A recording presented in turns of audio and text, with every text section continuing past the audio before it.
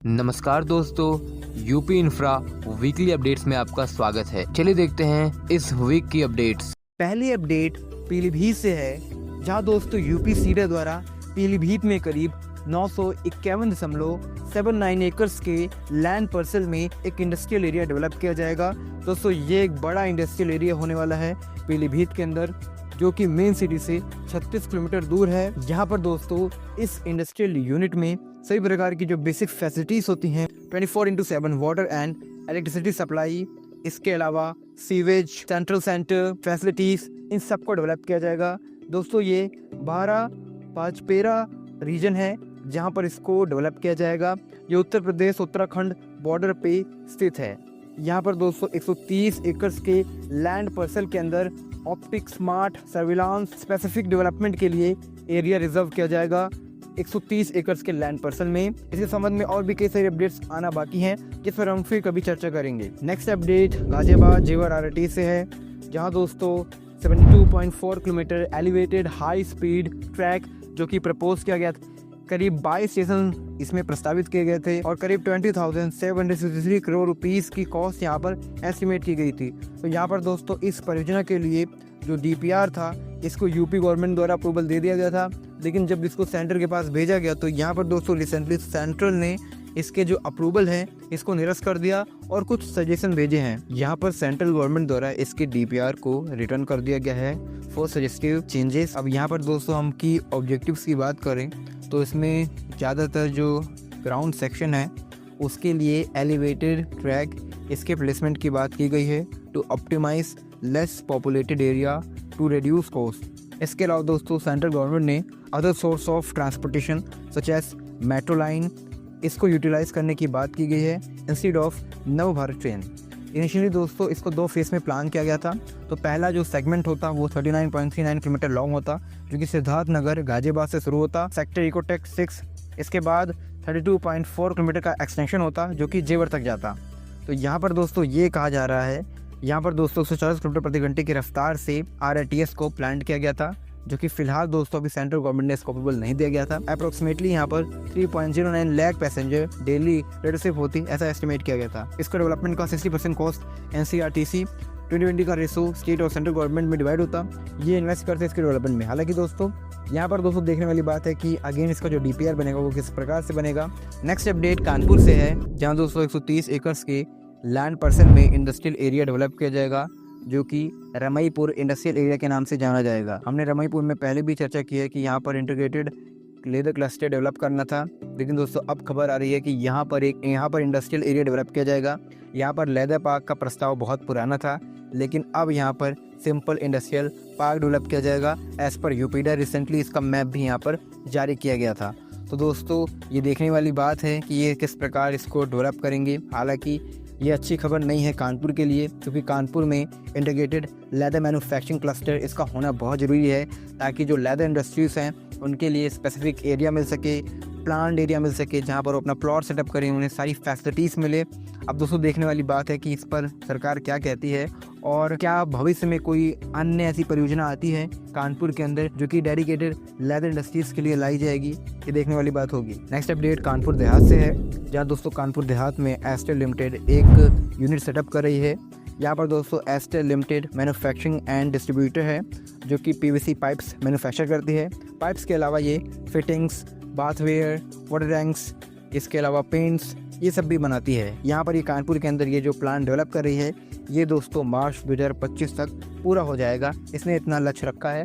और ये दोस्तों इसकी लेटेस्ट अपडेट है। नेक्स्ट अपडेट गोरखपुर से है, जहाँ दोस्तों गोरखपुर के अंदर जो आने वाला कॉन्वेंशन सेंटर है, इसका रेंडर और मैप इसको अप्रूवल दे दिया गया है। करीब 12 एकर्स के लैंड पार्सल में इसको डेवलप किया जाएगा और 5000 लोगों की बैठने की यहाँ पर कैपेसिटी होगी। इसके अलावा यहाँ पर 2 बेसमेंट पार्किंग डेवलप की जाएगी और जो इसका सेकंड फेज होने वाला है उसके तहत 6 एकर्स का land parcel, hotel, community building, इनके लिए रिजर्व रखा गया है। यहाँ पर ये डेवलपमेंट होंगे। तो दोस्तों जो कॉन्वेंशन सेंटर है इसके संबंध में पहले भी अपडेट आई थी, लेकिन अभी जो अपडेट आ रही है उसके तहत ये बताया जा रहा है कि इसका जो मैप है और जो इसका लेआउट है, रेंडर है, इसको अप्रूवल दे दिया गया है। तो यहाँ पर दोस्तों उत्तर प्रदेश के छोटे शहर हैं वहाँ पर भी कॉन्वेंशन सेंटर डेवलप किए जा रहे हैं, क्योंकि ये बहुत ही सहायक होते हैं।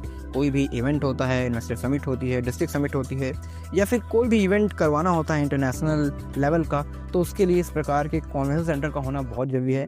कन्वेंशन सेंटर इसको काफ़ी ईजी कर देते हैं। Next update research and development centre से है, जहाँ दोस्तों सोनालिका ट्रैक्टर, ये इंडिया का one of the largest tractor exporter brand है, और दोस्तों ये अपना एक research and development centre setup करने वाली है दिल्ली मुंबई इंडस्ट्रियल टाउनशिप के अंदर, जो कि ग्रेटर नोएडा के अंदर डेवलप हो रहा है। तो यहाँ पर दोस्तों अभी मैंने आपको खबर बताई थी कि हायर ग्रुप ने किस प्रकार से एक बहुत ही बड़ा यूनिट इस एरिया के अंदर डेवलप किया। अब दोस्तों इसके अंदर ही एक research and development unit Sonalika tractor ये सेटअप करेगी। दोस्तों आपको एक और बात बता दूं कि इसको 25 एकड़ का लैंड पार्सल ऑलरेडी एलोकेट कर दिया गया है, और यहाँ पर जो रिसर्च एंड डेवलपमेंट का इन्वेस्टमेंट था ये 200 करोड़ रुपीस पहले ही प्रस्तावित किया गया था। 2018 के अंदर एक आर्टिकल आया था जिसके तहत ये कहा गया था कि जो रिसर्च एंड डेवलपमेंट सेंटर है ये सोनालिका ट्रैक्टर यहाँ पर सेटअप करेगी। ड्यू टू मैनी रीजन इस पर आगे कोई काम नहीं किया, और दोस्तों 2018 से अब ये 8 साल होने वाले हैं। 8 साल के अंदर कोई भी इस पे अपडेट नहीं आई, लेकिन अब दोस्तों सोनालिका ट्रैक्टर ने अगेन कहा है कि रिसर्च एंड डेवलपमेंट सेंटर, लेकिन दोस्तों अगेन अब इस पे खबर आई है और ऑलरेडी लैंड एलोकेट हो गया है। अब उम्मीद है कि अब रिसर्च एंड डेवलपमेंट सेंटर ये यहाँ पर सेटअप करेंगे। नेक्स्ट अपडेट प्रयागराज से है, जहाँ दोस्तों महाकुंभ 2025 का शुभारंभ हो गया है। तो 13 जनवरी को इसका शुभारंभ किया गया। अब यहाँ पर दोस्तों कई सारे शाही स्नान होने हैं, जो भी महत्वपूर्ण दिन है, पर्व के दिन है, वहाँ पर एक बड़ी संख्या आने वाली है। टोटल दोस्तों यहाँ पर बहुत सारी चीज़ें इंस्टॉल की गई हैं फॉर द सेफ्टी सिक्योरिटी। करीब यहाँ पर 400 मिलियन, जो करीब 40 करोड़ श्रद्धालु हैं, इनके आने की संभावना है। और इसके लिए जो सिक्योरिटी अरेंजमेंट है, अगर उसकी चर्चा करें तो 4000 यहाँ पर हेक्टेयर के अंदर 4000 हेक्टेयर का एरिया है जहाँ पर ये मेला ऑर्गेनाइज हो रहा है। 10,000 CCTV कैमरास इंस्टॉल किए गए हैं। 15,000 सैनिटेशन वर्कर हैं जो डेली काम कर रहे हैं। इसके अलावा 45,000 सिक्योरिटी पर्सनल्स हैं जो कि यहाँ डिप्लॉय किए गए हैं। इसके अलावा 7,000 स्ट्रीट लाइट, 1,60,000 टेंट कंस्ट्रक्ट किए गए हैं। वहीं 1,45,000 टॉयलेट यहाँ पर बनाए गए हैं, ताकि जो सेफ्टी है, इसके अलावा सैनिटेशन है, इन सब का ध्यान रखा जा सके और अच्छे तरीके से कुंभ का आयोजन हो सके। दोस्तों यहाँ पर इससे स्टेट गवर्नमेंट ने एस्टिमेट लगा है कि 25,000 करोड़ रुपीस का रेवेन्यू केवल स्टेट गवर्नमेंट यहाँ से अर्न करेगी, और करीब यहाँ पर दोस्तों 2 लाख करोड़ रुपीस की इकोनॉमिक एक्टिविटी होने की संभावनाएं हैं। तो ये उत्तर प्रदेश की GSDP को 1% की ग्रोथ रेट देगा, ऐसा दोस्तों अनुमान है। इसके अलावा प्रयागराज की इकोनॉमी को भी ये बहुत ही अच्छा पुश देने वाला है। इसके अलावा दोस्तों इसके संबंध में और भी कई सारे अपडेट्स हैं। ये बहुत ही बड़ा महाकुंभ है, और जिस प्रकार इसका आयोजन हो रहा है, जिस प्रकार इसका प्रचार प्रसार किया जा रहा है, ये बहुत अच्छा है उत्तर प्रदेश के लिए, भारत के लिए एवं भारतीय संस्कृति के लिए। नेक्स्ट अपडेट GBC से है, जहाँ दोस्तों जल्द ही यूपी गवर्नमेंट एक डेडिकेटेड GBC पॉलिसी लाने वाली है। तो यहाँ पर दोस्तों इसके तहत 1000 global capability centre Uttar Pradesh के अंदर सेटअप किए जाएंगे, को ग्लोबल कैपेबिलिटी सेंटर कहा जाता है। और इस पॉलिसी के तहत 100% स्टैम्प ड्यूटी पे छूट इनको दी जाएगी। तो जो GCC होते हैं ये AI, साइबर सिक्योरिटी, इसके अलावा एनालिटिक्स, रोबोटिक्स, क्लाउड कंप्यूटिंग, इसके संबंध में रिसर्च इस पर काम किया जाता है। इसमें MNC, ग्लोबल हब, छोटे status, satellite office, outsourcing centre, clusters, ऐसे ऑफिस सेटअप किए जाते हैं।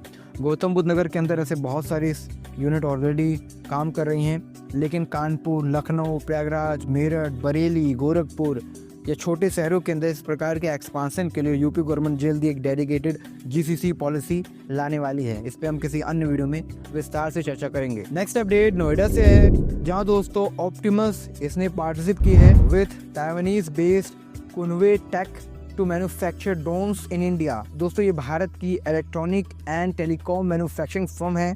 इसने ताइवान की एक फर्म जो कि ड्रोन मैन्युफैक्चर करती है उसके साथ पार्टनरशिप की है to support Indian drone manufacturing market.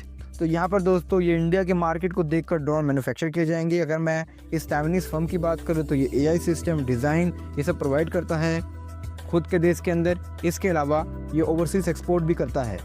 तो यहाँ पर दोस्तों ड्रोन मैन्युफैक्चरिंग के क्षेत्र में एक अच्छी अपडेट आ रही है और नोएडा के अंदर ये मैन्युफैक्चरिंग की जाएगी। नेक्स्ट अपडेट प्रयागराज से है, जहाँ दोस्तों प्रयागराज एयरपोर्ट ने हिस्टोरिकल माइलस्टोन अचीव किया है with first ever night operation after 106 years.